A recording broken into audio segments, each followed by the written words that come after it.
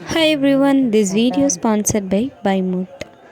நீங்கள் வீட்டுக்கு உபயோகப்படுற பொருள் எந்த ஒரு பொருளாக இருந்தாலும் இந்த ஆப்பில் வாங்குகிற மூலியமாக உங்களுக்கு மந்த் எண்டில் ஒரு கூப்பன்லாம் தருவாங்க. நீங்கள் வெளியே வாங்குகிற ப்ராடக்ட்ஸ் விட இங்கே கம்மியான ப்ரைஸில் தான் இருக்கும். இந்த ஆப்பை விசிட் பண்ணி பாருங்கள். லிங்க் டிஸ்கிரிப்ஷனில் இருக்குது. ஹாய் எவ்ரிவன், இன்றைக்கி நம்ம பலாப்பழத்தோட நன்மைகள் பற்றி தான் பார்க்க போகிறோம். உடலுக்கு தேவையான சத்துக்கள் நிறைந்தது. பலாப்பழம் vitamin A, C, B6, potassium, magnesium மற்றும் நார்ச்சத்து போன்ற சத்துக்கள் நிறைந்தது. நோய் எதிர்ப்பு சக்தி. பலாப்பழத்தில் உள்ள விட்டமின் சி உடலின் நோய் எதிர்ப்பு திறனை அதிகரிக்கிறது. பாக்டீரியாக்கள் மற்றும் வைரஸ்களால் ஏற்படும் தொற்றுகளை தடுக்க உதவுகிறது. செரிமானத்தை மேம்படுத்தும். பலாப்பழத்தில் உள்ள நார்ச்சத்து மலச்சிக்கலை போக்கி செரிமான மண்டலத்தை சீராக வைத்திருக்க உதவும். இதய ஆரோக்கியம்.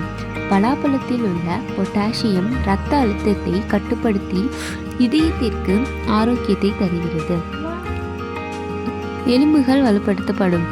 பலாப்பழத்தில் உள்ள மக்னீசியம் மற்றும் கால்சியம் எலும்புகளை வலுப்படுத்தி எலும்பு தொடர்பான பிரச்சனைகளை தடுக்க உதவுகிறது. சரும ஆரோக்கியம். பலாப்பழத்தில் உள்ள ஆன்டி ஆக்சிடென்ட்கள் தோலை பிரகாசமாகவும் இளமையாகவும் வைத்திருக்க உதவுகின்றன. சருமத்தில் உள்ள சுருக்கங்களை குறைக்கும். உடல் எடை கட்டுப்படுத்தும். பலாப்பழம் குறைந்த கொழுப்பும் அதிக நார்ச்சத்தும் கொண்டதால் உடல் எடையை சீராக வைத்திருக்க உதவுகிறது. ஆற்றல் அளிக்கும் உணவு. பலாப்பழத்தில் உள்ள கார்போஹைட்ரேட் மற்றும் சர்க்கரை உடனடி ஆற்றலாக மாறி உடலை சுறுசுறுப்பாக வைத்திருக்கும். நரம்பு மண்டலத்திற்கும் ஆரோக்கியம். பலாப்பழத்தில் உள்ள விட்டமின் B6 நரம்பு செயல்பாடுகளை மேம்படுத்தும். கண்களுக்கு தாராள நன்மை. பலாப்பழத்தில் உள்ள விட்டமின் ஏ கண்களின் பார்வை திறனை மேம்படுத்தி இரவின் பார்வை சிக்கல்களை தடுக்கும். பலாப்பழத்தை எப்படி உண்ணலாம்? நேரடியாக பழம் உண்ணலாம். பலாப்பழ விதைகளை வேக வைத்து உணவாக சாப்பிடலாம். பலாப்பழக்கூளை டெசர்ட் மற்றும் சாறாக பயன்படுத்தலாம்.